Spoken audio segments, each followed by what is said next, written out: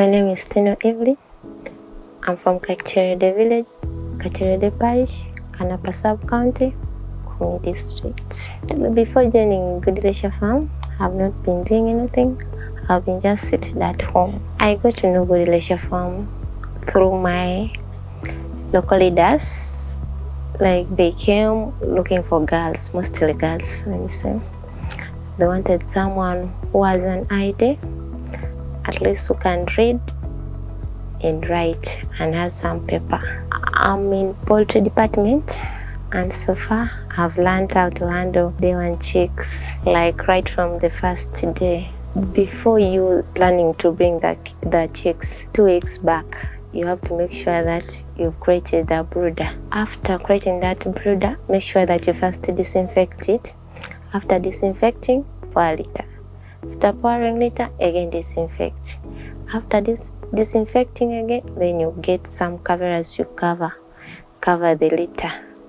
After you covering that litter, make sure that you provide the heat source inside before you put in the chicks. After you put the chicks, and now from there you can put disinfectant, what and other things will follow later.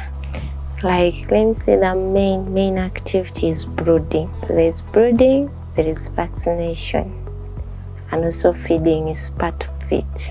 You have to make sure that those chicks eat starter for the first 2 weeks. Then after the first 2 weeks, you can shift to grower.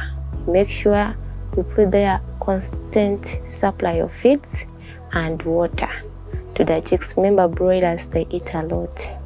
I've learned the diseases that I'm supposed to vaccinate against and when to vaccinate. I've learned how to appreciate where I come from. Yeah, apart from poultry, I've learned beautiful things about my district, beautiful things about my pillar, how to care about myself. I've learned how to communicate to each other, treat each other. Like, that's what, let me say, talk about gender and safeguarding.